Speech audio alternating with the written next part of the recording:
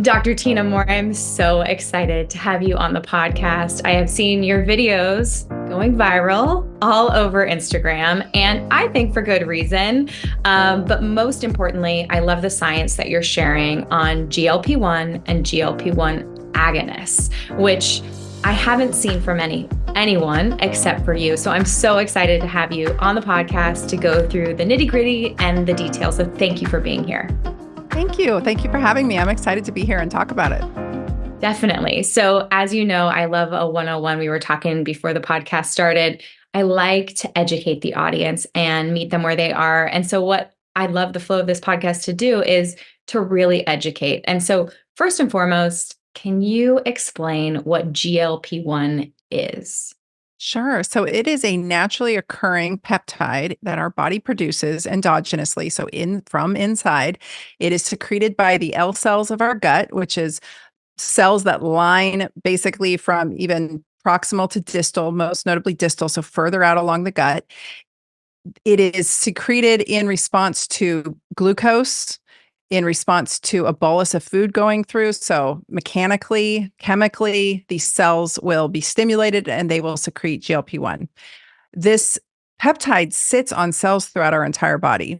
We understand them to have an impact on our metabolic health and on our digestion and on our appetite, but I think they're doing a whole lot of different exciting things that I'm finding in the literature. It's also secreted in the brain, and there are receptors throughout the brain to receive it. And again, they're looking at it mechanistically from a appetite suppression standpoint, but we're seeing in the literature that it's doing a whole lot of exciting things, including some research on Alzheimer's, dementia. So there's a lot to unpack there, but that's GLP-1 in a nutshell.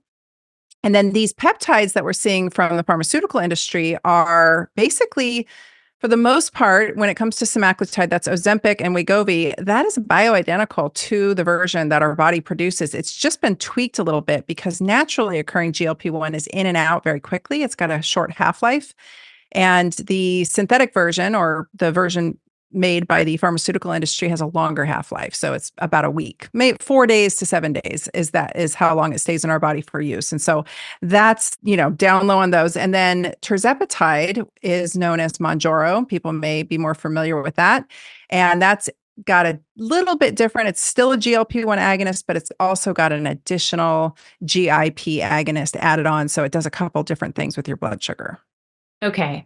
So super interesting. And I'm going to separate those out again. So GLP-1 is naturally produced in the body. It's a naturally satiety hormone, but you're going to explain why it's so much more than that, in that a peptide is a chain of amino acids, a chain of proteins in the body. So we are naturally producing that, and we produce it from these L cells throughout our gut. And GLP-1 attaches to multiple organs in the body and affects us not just in satiety, but in so many other ways. And you're going to explain that. And so what you're saying is the peptides that are getting a lot of shade on the internet, like Ozempic, or, the generic name semaglutide, or Wegovy, the brand name of the other one, they are simply bioidentical versions that are almost like extended or long-lasting versions of the same thing in our body.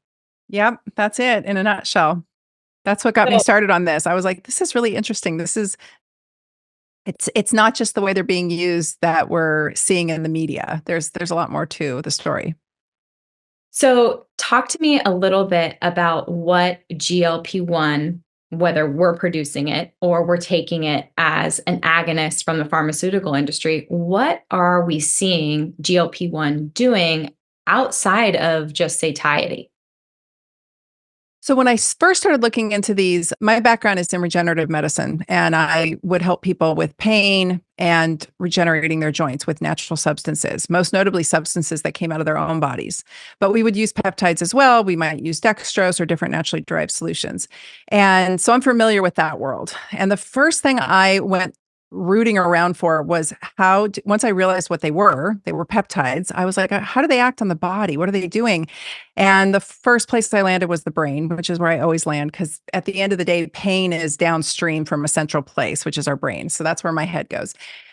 I found data showing that they're anti-inflammatory on the brain. They're neuroregenerative, so they're regenerating neurons in the brain, which is really exciting. We really don't have much that does that or that offers that. And they are having an impact on our appetite in the brain, but they're sitting on different regions of the brain. They're having an impact on dopamine, serotonin, like I said, decreasing inflammation, which I don't think most people realize how many folks are walking around with low grade neuro or high grade neuroinflammation, which is driving a lot of downstream pathology in their bodies. So that part got me very excited. And the next place I went with it was pain, because I was like, well, if it's impacting the brain and the central nervous system, it's certainly having an impact on pain because that's what drives your pain. And there, we've got central effects and we've got distal effects, meaning it's anti-inflammatory in the body. It impacts the immune system. It's sitting on our receptors in our joints and our muscles and our bones and our soft tissues. It's impacting other organ systems of our body, our heart, our cardiovascular system, our kidneys, our pancreas, ovaries, testes. Really exciting stuff. And it's basically working throughout the body in this regenerative, anti-inflammatory, and healing fashion. And I want to clarify what I mean by regenerative. A lot of folks think, oh, she's saying it regenerates cardiovascular tissue, and they assume in their head probably a picture of like a heart cell with being dripped with GLP-1 and it's reproducing new cells. That's not how it always works. In my world of regenerative medicine, regeneration or regenerative medicine, really what I tell patients is we may be able to regenerate some of the tissue that's been damaged, but most importantly, we are arresting the pathological process.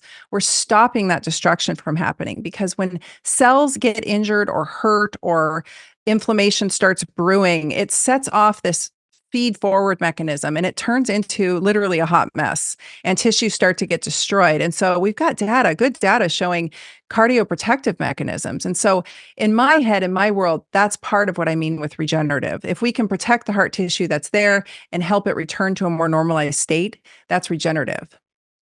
I see. So I'm thinking like senescent cells that give off cytokines, and you're basically like kind of getting that under control versus people picturing them producing brand new heart cells. Right, right. We're not growing hearts with GLP-1, but we are protecting what's there and in some degree reversing the damage that's occurred from that process of becoming injured. Great. So now when you think about peptides, I mean, we talked before the show, I've worked with functional MDs for over a decade. They've been using peptides, feels like half that length of time.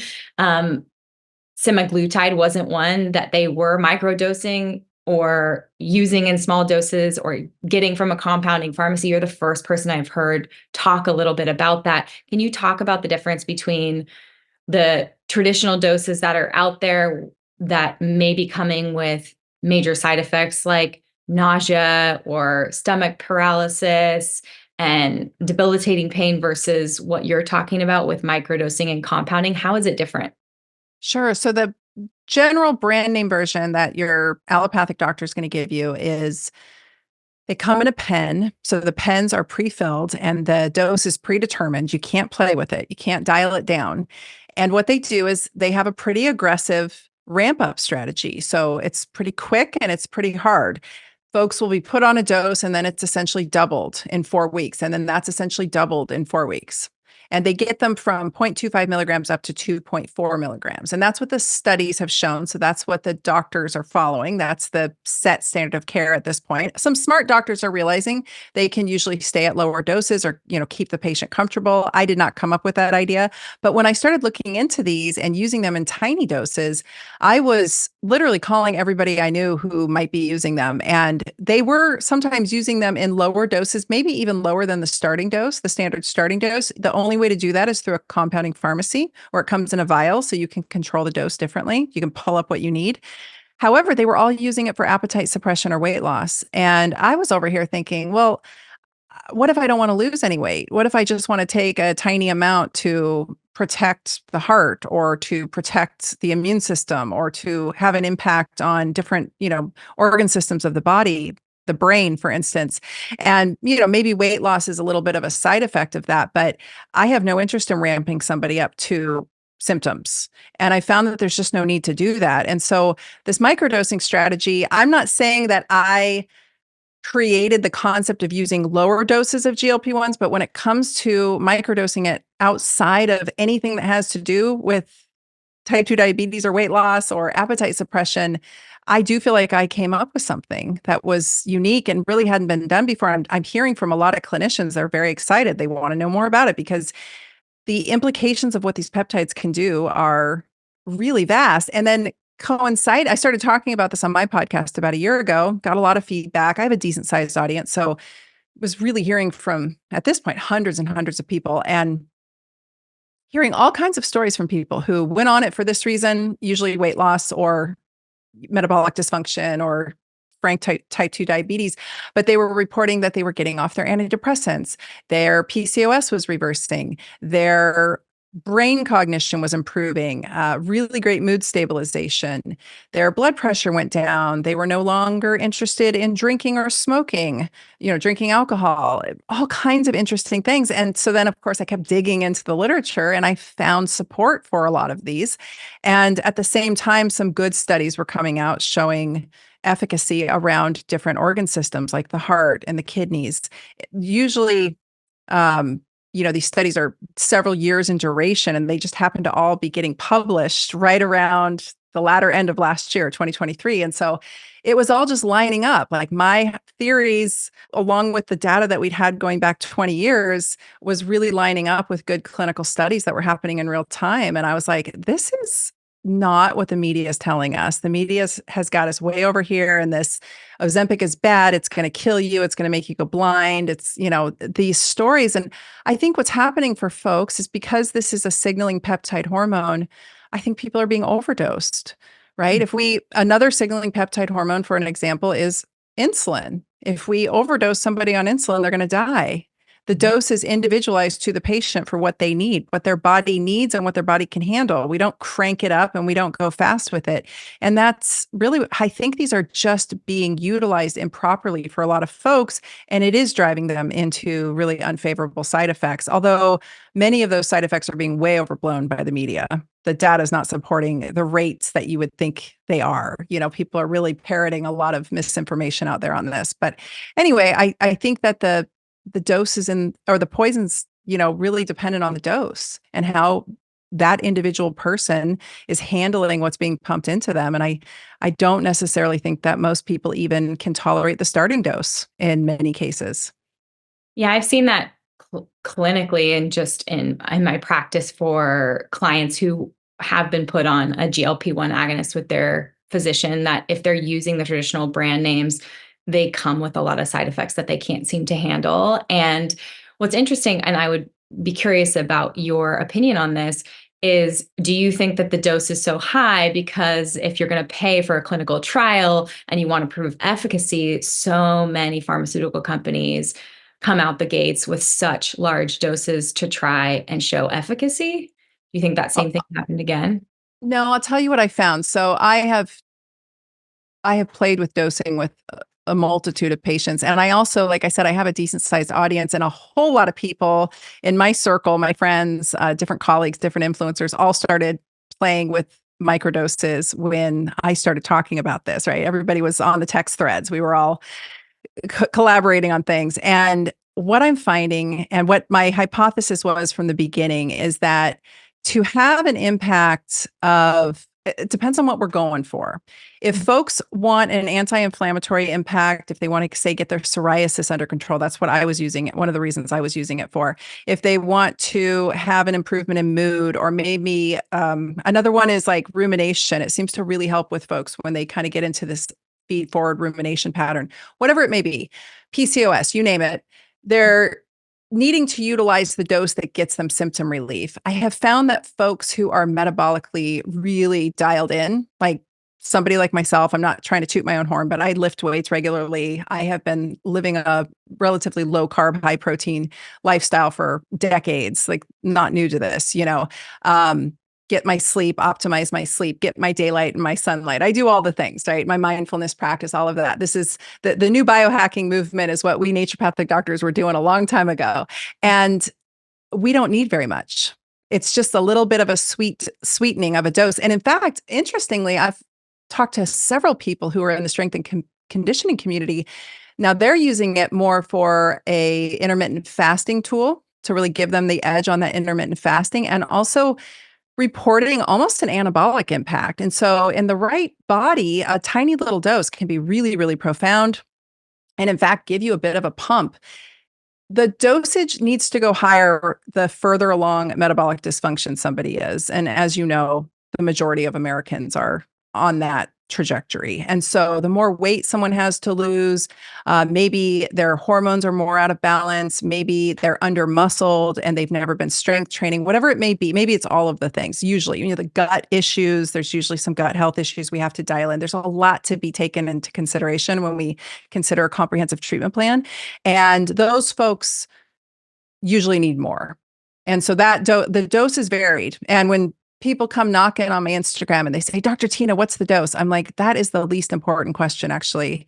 It depends on the individual and it depends on the entire comprehensive treatment plan, right? We've got data showing, it was a small study, but it just came out recently showing women who were on HRT actually lost more weight with semaglutide than women who didn't. And it was a correlative study. They were looking at chart notes after the fact, but that made sense to me. I was like, that's exactly what my hypothesis is. If you've got your hormones dialed in and optimized, you probably won't need that much, but most people don't. If you've got your thyroid and your adrenal systems being supported, if you're eating a nutritionally dense diet, all of those things, that really dictates the dose. But for your average American, that starting dose is pretty decent for a lot of people. I'm finding they can usually tolerate it. It's the ones who, I think it depends on a few things. We might have a smaller stature person. We might have somebody who's female and she's smaller versus a male who's, 6'1", and like maybe he handles the starting dose just fine on the pens, but that's going to make her feel ill. We have GLP-1 receptors in the nausea centers of our brain. So how dense is that bed in someone's brain?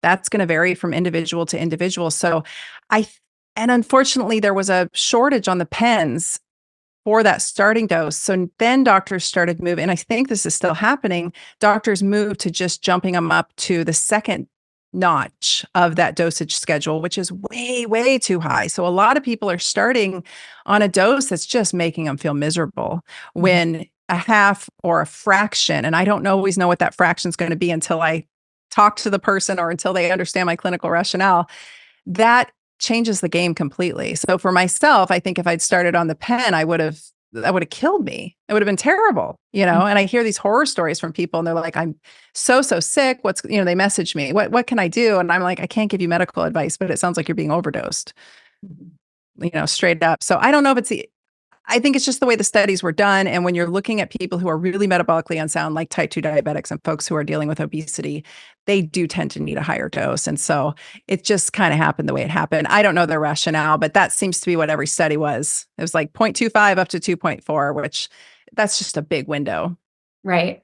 Well, I have so many follow-up questions to that right away. My rant. I mean, no, it makes perfect sense to me that you would start at the lowest effective dose. And if you are using that smallest effective dose with a comprehensive plan, and you're generally a more sensitive person or a metabolically healthy person, then it can do the job. So the follow-up question to that is, what does the comprehensive plan look like for someone who is generally healthy, but they want to incorporate a small, like a minimal dose of this type of a peptide to support them? Maybe they have an autoimmune condition. Maybe they have neuroinflammation. Maybe they have some sort of like mood swings or slight depression. Like, what does the comprehensive plan look like? And how is this affecting those other areas? Like, is it because people are eating less and generally becoming more metabolically healthy, or is the peptide itself creating the healing? I think it's both. So it's definitely having a healing long-term impact on the metabolism. So we're seeing better insulin signaling, better insulin reception all around. We're healing the metabolism, which is huge. And I think that can take longer in some people as well. So, I mean, that could take years or maybe forever in some people. Some people might be so far gone that this is something they're looking at being on forever. In others, it may have been a new phenomenon. For me, it was really a new phenomenon. I was just hitting that middle-aged I was doing all the things for a long, long time. And then all of a sudden I hit middle age. I was walking into, that perimenopause, menopause, got hit with a massive amount of stress for a prolonged period. And my metabolism started going sideways. Now, it doesn't show up in labs right away. Usually when a woman presents to my clinic and she says, she's middle age. And I'll tell you, I was just on a podcast and I said this frankly, and it's the truth. I took care of really healthy people already. My practice was all about regenerative medicine, and that doesn't work on people who are unhealthy. It only works on people who are already optimized. So I took care of really fit, active people who wanted to stay active, and I dialed them in. That's an entirely different story than taking somebody who's really severely metabolically busted and bringing them back. So for me, my comprehensive treatment protocols, the GLP-1 was just like an added tool in the tool belt. This wasn't new. I didn't come up with some new treatment strategy. I have a course where I teach this comprehensive treatment strategy because it's all the things I've been doing for decades with patients, right? Like everybody's on some version of bioidentical hormone replacement, depending on what hormone they need. We have other peptides on board, depending on what our short-term and long-term goals are. We are trying to optimize body composition for health and vitality and for pain reduction, but also sometimes for vanity. People sometimes are really just looking to have, there's middle-aged women who want to wear bikinis and they want a little belly fat to come off.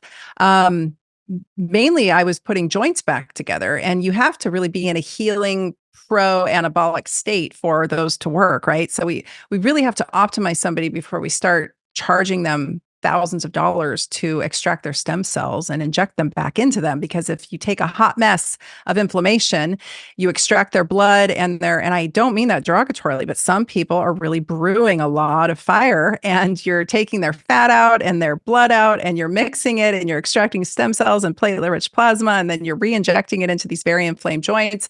That's a disaster. And so that's not how we did things. The GLP-1 really was just like this awesome lever. I was like, oh my gosh, this is such a potent tool to heal the metabolism. And it has impacts that are independent of that. So yeah, the weight loss helps. Everyone says, oh, it's the weight loss that's making it better. Yes. And we have these independent impacts that are happening that I don't think we entirely understand. But the best way to share it is that at the end of 2023, the SELECT trial came out. And yes, this was paid for by Novo Nordisk. So people have tried to throw that one under the bus, but it was several years in duration. They looked at middle-aged people who were overweight, and they claimed these people were not type 2 diabetic. However, you know as well as I do that they were probably on the journey. Yeah.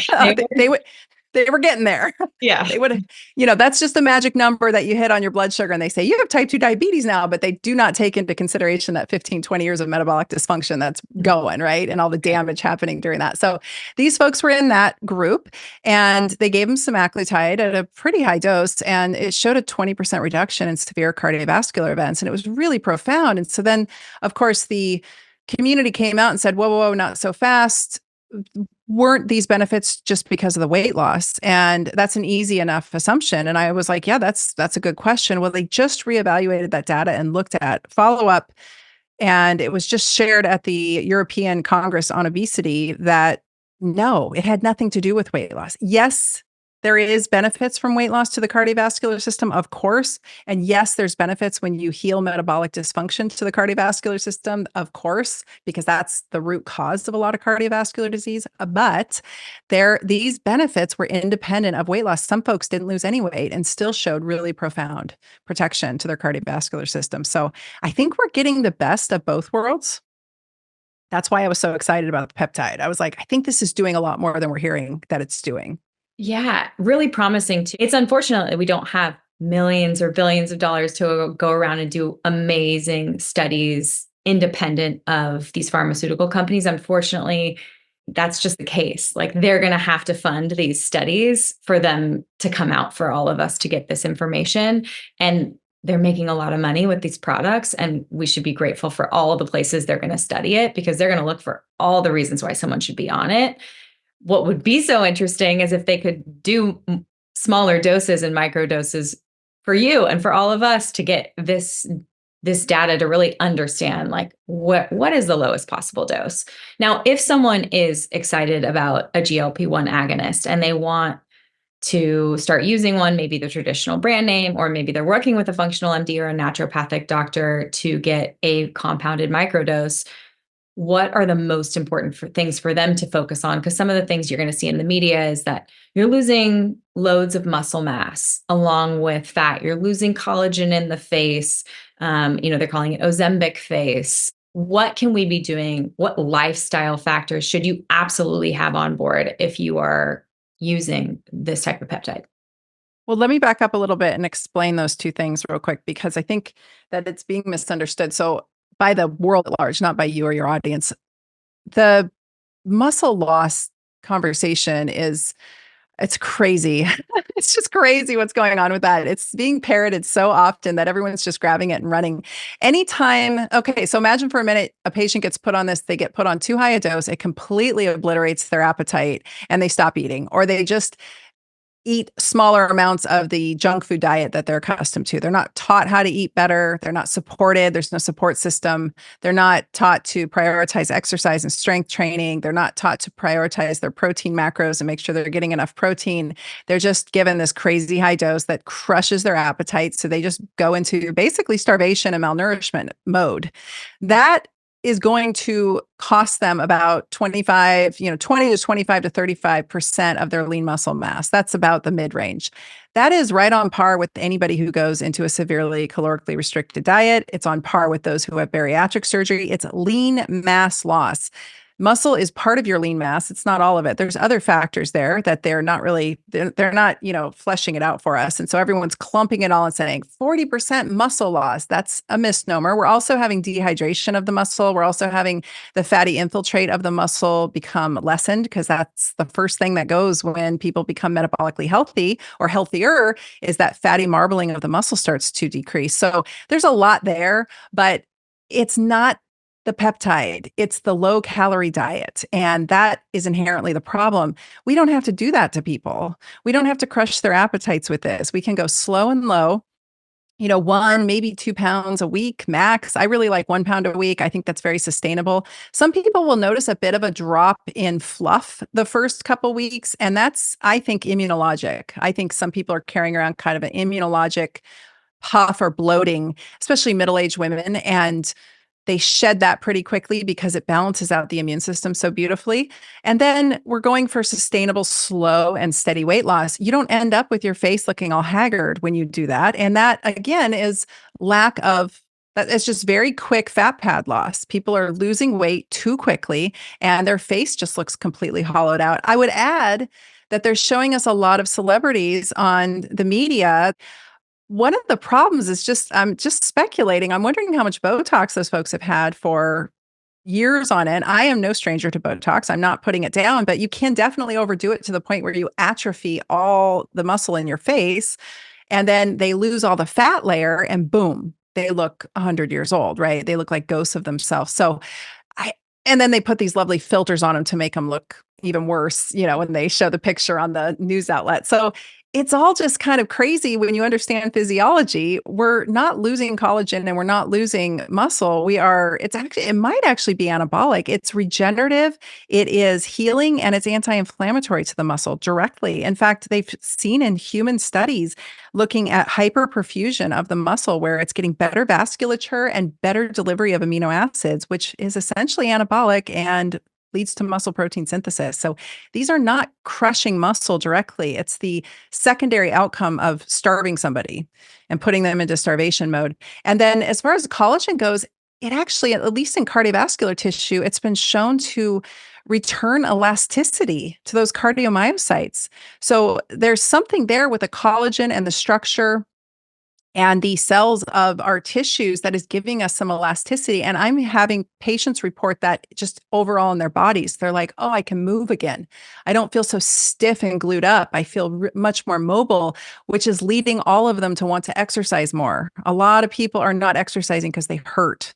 And when you turn down pain and you give people some elasticity back to their tissues, they are way more inclined to get moving, which is great, right? That's what we want to see happen. So I think there's dosage issues. I think there's management issues when it comes to the physicians providing these. I don't think the physicians are all the bad guys. To put in a really healthy. And as you well know, because you've worked with these functional medicine doctors, it takes a village and it's a big machine to create these supportive environments where patients can have successful weight loss.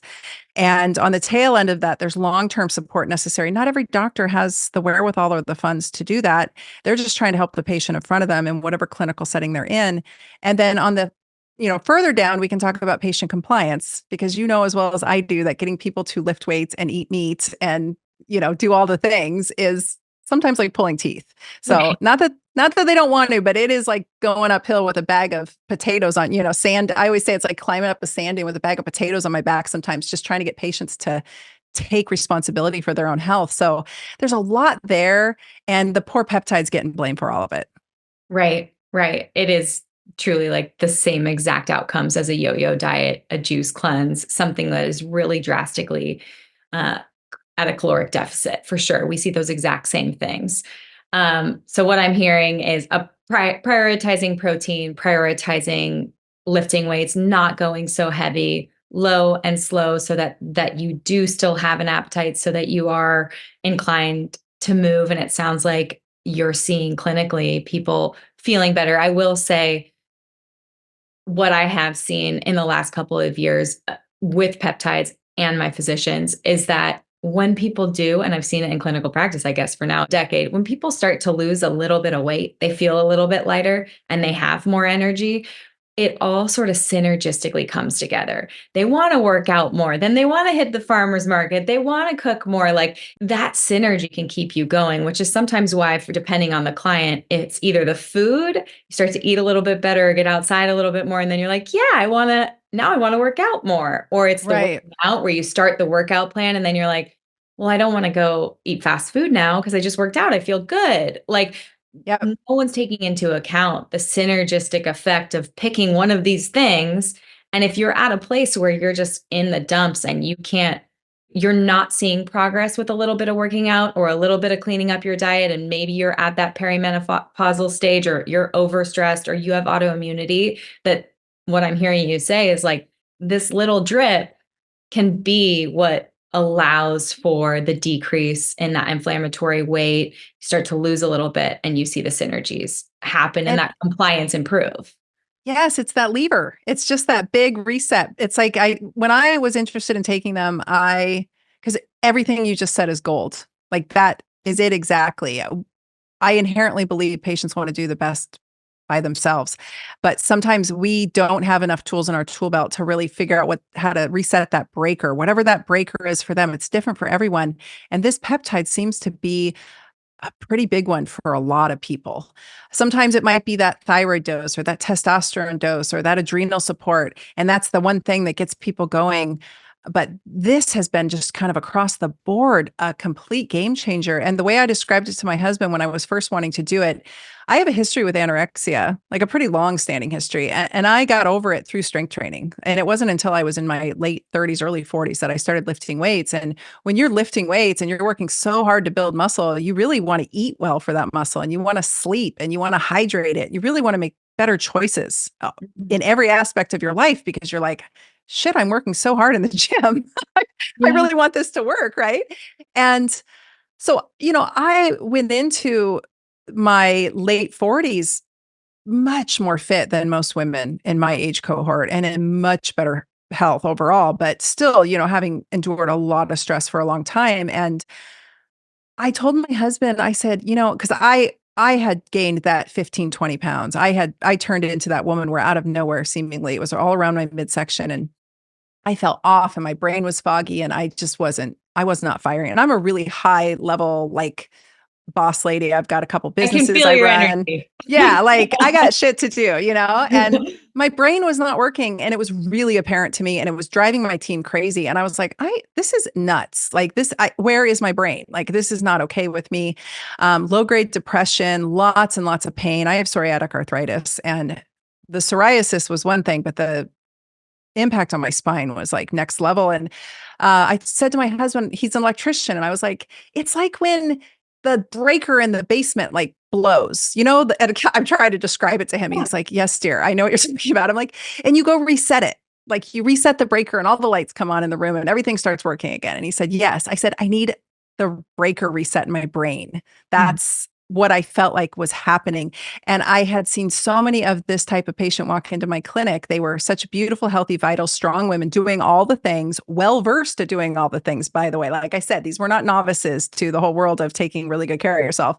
And they would just come in to their yearly visit and be like, what is this? What is this midsection? What is happening to me? And I was in my 30s and I remember thinking, God, that sucks. I hope that doesn't happen to me. But my entire family turned into a bunch of round diabetics. So I figured it was probably coming, which was one of the many reasons I took up strength training early on. I was like literally training for menopause. I was ready for it.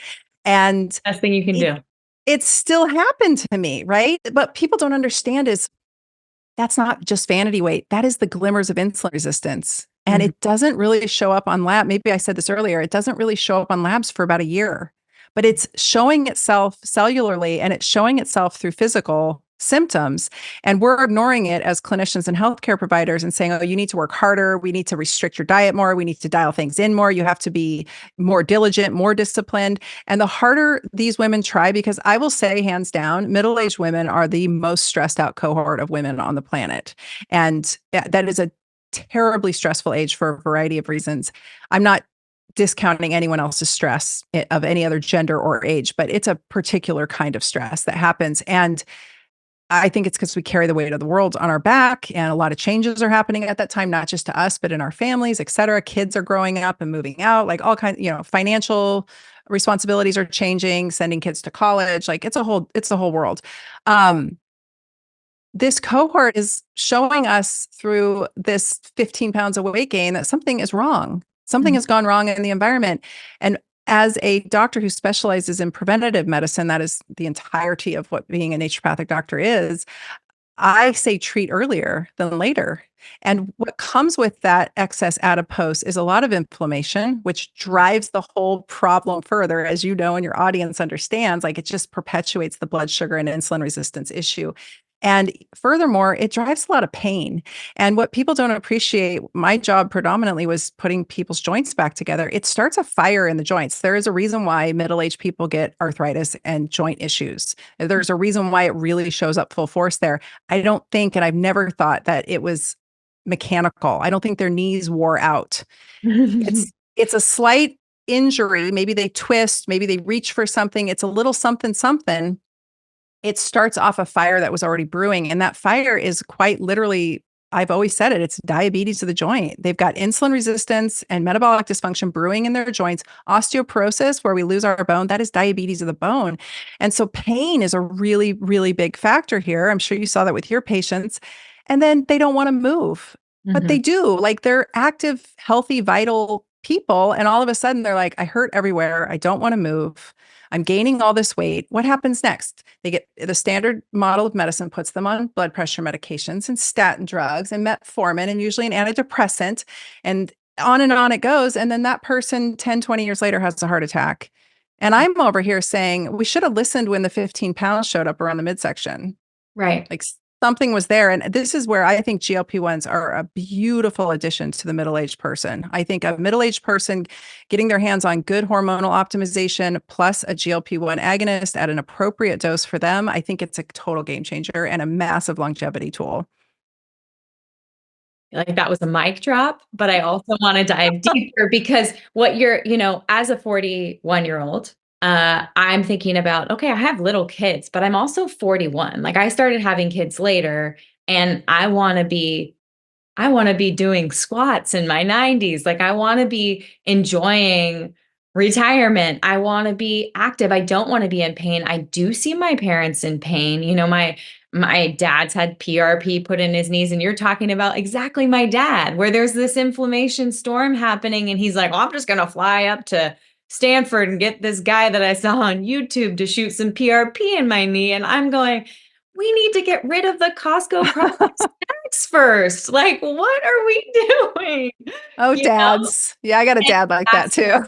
That's the compliance part, right? The compliance part is so hard when you're in low grade pain, when you have extra weight, when you're going like nothing's working. So I'm just going to listen to this Instagram ad that's telling me that this one supplement from this one guy on QVC in a powder that I can mix into my drink is going to do the trick. And the reality is, it's like, gosh, I wish I could rewind the clock and know what I know now and help my parents when I was in high school, And so if we're looking to treat people better earlier, maybe Yes. even before those 15 pounds come on, like I heard you say hormone replacement therapy or HRT. I heard you say, these GLP-1 agonists in microdoses. What other peptides are you using, and what is the best type of evaluation you can do on a patient, let's say in their 40s or in their early 50s, when all this starts to kind of come on board? There's all kinds of peptides out there that are still available. The FDA took a bunch away from us at the end of 2023. Just like one day, everybody woke up and there was a bunch of peptides gone, which is really devastating and upsetting. But there still are several available, and these are available through a very select crew of, excuse me, compounding pharmacists. But there's some available that are in oral form because they'll withstand the gut acid and they'll still work. So some of them are injectable, some of them are oral. And the injectable ones obviously are prescription items that you're going to need a physician to prescribe you. But there's ones in supplement form, BPC 157, KPV. These are anti-inflammatory, they're regenerative. TB 500 is another one. And these are all, and we use them all a little bit differently. But with a patient, I'm looking at like, what are your short-term goals and what are your long-term goals? And for an example, let's use me as a case example. If I were to show up at my office, I would have, as a patient, I would have said, I really am most interested in getting this 15, 20 pounds off my midsection. However, long term, I've got all these other issues that I would like to take care of. And usually we start with the most obvious, and you treat people holistically. You kind of got to peel the layers off the onion, right? You kind of go at a pace. We don't hit them with all the hormones all at once. That would be devastating. You don't take a woman who's 40 pounds overweight, completely metabolically devastated, and rocking high levels of insulin, and her metabolic pathways are busted, her hormonal pathways are compromised, and her detox pathways are compromised, and throw estrogen at her. That's your typical middle-aged woman in America, but I'm not going to be slathering estrogen on this woman right away because I don't know what pathways it's going to go down and what devastating consequences that might have. Estrogen is very safe, but we want to use it in an optimized body. So we got to get them optimized, right? Same goes for even thyroid. Thyroid replacement hormone is wonderful. And I think most women over 40 should really be considering some level of thyroid replacement, even if it's just a tiny dose for longevity purposes.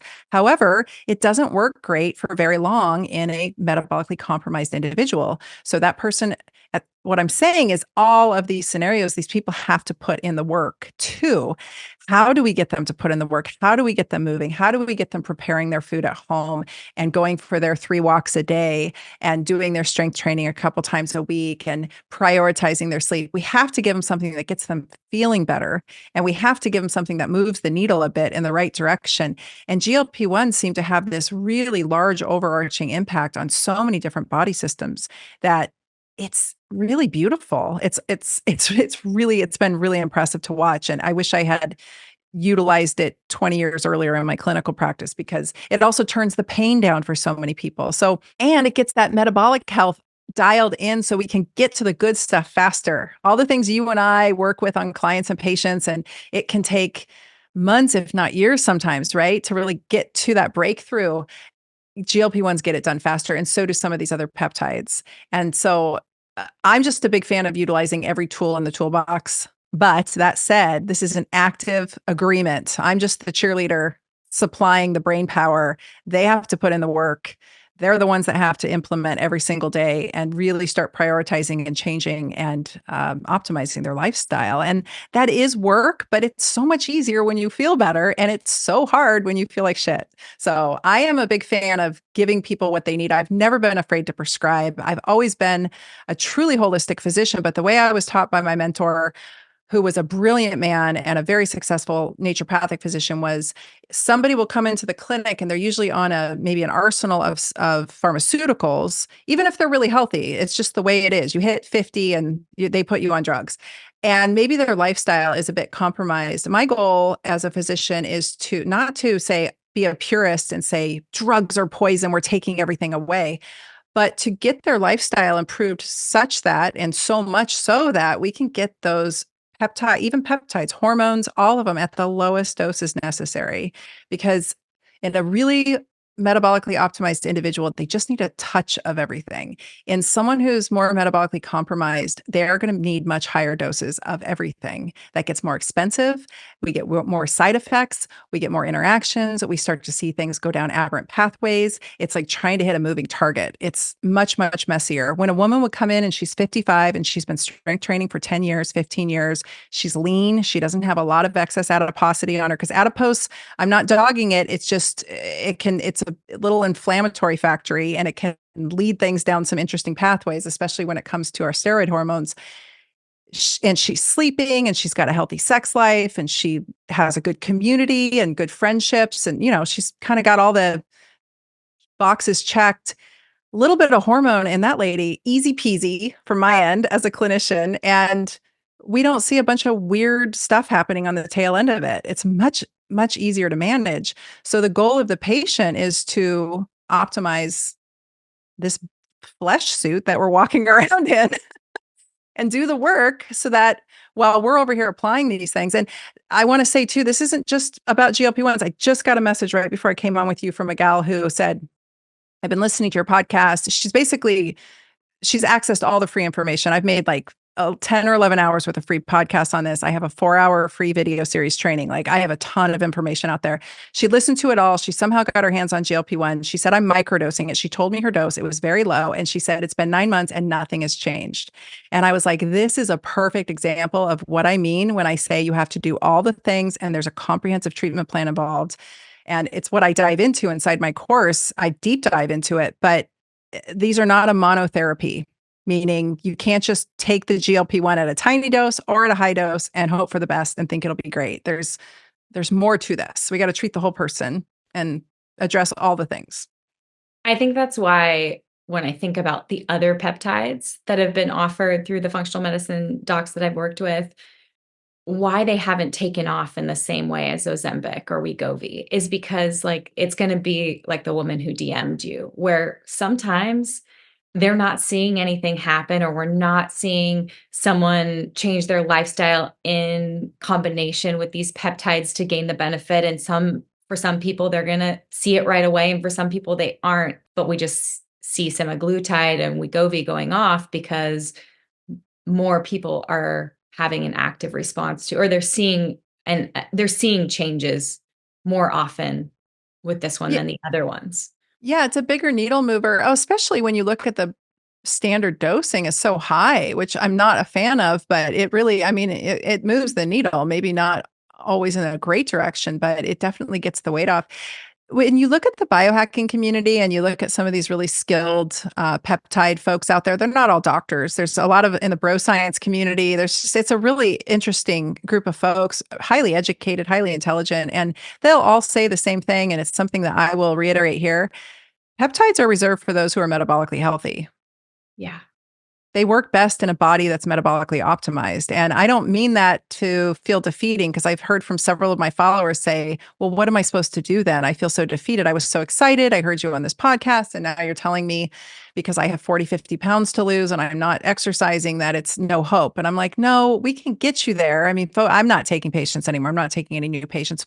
Practitioners could probably get them there, but it really behooves them to put in the work and do the best they can with what nature gives them. I was just putting together a lecture for my course about testosterone, and there's something to this like tan and jacked philosophy that guys take on. There's so much to, I was listing off all the supplements and herbs and all the different ways to optimize testosterone. And I'm like, best thing you can do is go lift weights in the sun.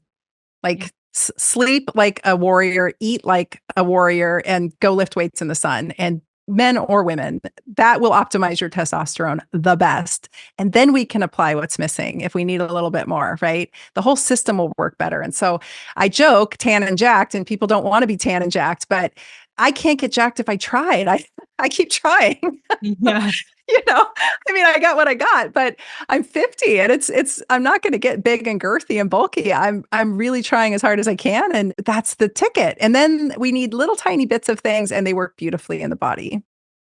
Well, I'm going to finalize our podcast conversation with a question then. If testosterone is improved by lifting weights in the sun, why not focus on increasing GLP-1 naturally? And how would we do that? That's a great question. I think that it is a necessary goal because it's both. So we never just want to give a hormone or a peptide and not also do everything in our power to use adjunctive tools and to fully optimize it naturally, right? That's it. In a nutshell, that's how I treat patients. So to optimize your GLP-1 naturally, there are substances you can take. So there's this whole conversation around nature's Ozempic. I think that's kind of nonsense, but we can at least try to help our L cells. I'll say this about the L cells, though. How many of your clients that you saw had compromised guts, leaky gut, inflamed guts? Like 85%. Everyone, right? Everyone. So my first thought with that was if people have a compromised gut, they're going to have compromised L cells. And also age will induce atrophy or wasting of the gut lining. It's just a natural process that happens, especially if our hormones are all low and in the toilet. So we don't want atrophy. So we want to stay as robust and vital as we can. So that means put in the work while you're young and do it. But we can try to stoke the L cells maybe with some bitter herbs, maybe some berberine. There's, different probiotics out there, Akkermansia. We can try to stoke the L cells. I don't think that is a phenomenal strategy, though. I think that doing all the things that we've talked about, making sure you're getting, I'm not a huge fan of insoluble fiber or fiber in a irritable gut. I think it can be really aggravating, but there's like guar gum fiber, which is the brand name Sun Fiber. That's a nice tolerable one. Fiber can help. Exercise helps. Circadian rhythm balancing helps. All of these things are going to optimize what you have, and they're going to optimize. The other conversation is the receptors, right? We want to have nice, clean receptors that are working. And so not filling our body with toxins. And not to say that drinking alcohol is going to directly destroy your GLP-1 receptors, but it destroys everything because it's a poison. So, being mindful of the vices that we choose and living just a really healthy, insulin sensitive lifestyle, that should make the GLP-1 that we have work better. And then what we need help with, we can consider a little bit of supplementation. And I want to be really clear. I don't think that there is necessarily these frank deficiencies let me back up. We have data showing deficiencies in those with fatty liver and with type 2 diabetes and really low levels in those who are struggling with obesity. That to me is more of a functional deficiency. And that was part of my messaging with this from the beginning was, what if there's folks over here who don't actually have that end stage clinical picture yet, but maybe they're more like me, like the 20 pounds in midlife. Maybe there's a little bit of a functional deficiency. And so the way that I treat with that is I give the peptide or I give the hormone that's needed. And that allows us to consider coming off of it at times, cycling it. It's not all the time at high doses type of thing, but we want to give the body what it needs to do the job that it needs to do so that it can heal up the system that needs to be healed. And I look at this the same way. So I just want to be clear with that because I'm getting some pushback from some obesity docs saying there's no deficiency. And I'm like, yeah, well, when you look at functional systems, there might be. So I wanted Yeah, to put that out there. I've seen probably the clip you're talking about, and it resonated with me as suboptimal. Because that's kind of what we look at when we think about diabetes. When we think about someone with low thyroid, they have to have a range. So they pick a number, whether that's 140 milligrams per deciliter, or whatever it is that they're picking to say you're pre-diabetic, you're diabetic, but like you said earlier, there are these years where you're not optimal, you're suboptimal, or you're not sensitive. And why wouldn't you be? There's something amiss here where the GLP-1 is not talking to the receptor. And for some reason, even a microdose of this peptide that is bioidentical is now all of a sudden causing some reaction in the body. That's an aha moment for me to go like, that's interesting. Either I'm not producing enough of it, or my receptors aren't sensitive to my own production of it. I mean, I knew what you were trying to say, I think, and Thank that you. made Yeah. sense to me. Yeah. I think the one, so now I have one more follow-up, I promise. Oh, okay. One. That brings me to like kind of the understanding that when we overdose something, our receptors downregulate. Yep. Yep. So how do you feel now? I mean, I guess it's like more defense as to why we shouldn't be jacking people up to these really high doses, but what are you thinking in regards to downregulation of GLP-1 receptors with all of the dose recommendations and like preloaded injections? I think people are going to max out. I think they're going to get to a point where it's not working as well because, like you said, the receptors get flooded in the body. Just for the audience listening, when your receptors get flooded with anything for a prolonged period of time, they will just pull their receptors off your cell membrane. So you'll downregulate receptors, and then you need more and more and more to get the job done. So that's one of the goals that I have that I teach inside my course is my free 4-part video series all about GLP-1s, where in part 1, I dive into the many uses throughout the body, some of which we talked about here. Part 2, I talked about how the big myths that people are hearing, the big scaries, as I call them, and really putting those to rest. And part 3 is about how the dose makes the poison. And part 4 is just some tips on how to optimize using GLP-1s, some of which we've talked about here today. So folks can find that over on my website at drtyna.com. And that's it. Kelly, thank you so much for having me on today. It was an honor to get to talk to your audience about this and talk about some of the highlights about GLP-1 that maybe they haven't heard before. The best place to find me is I'm on Instagram at Dr. Tyna. It's DRTYNA. You can also find me on YouTube under the same handle. And that's it. It was such a pleasure to be on today. And thank you so much. Thank you for being here.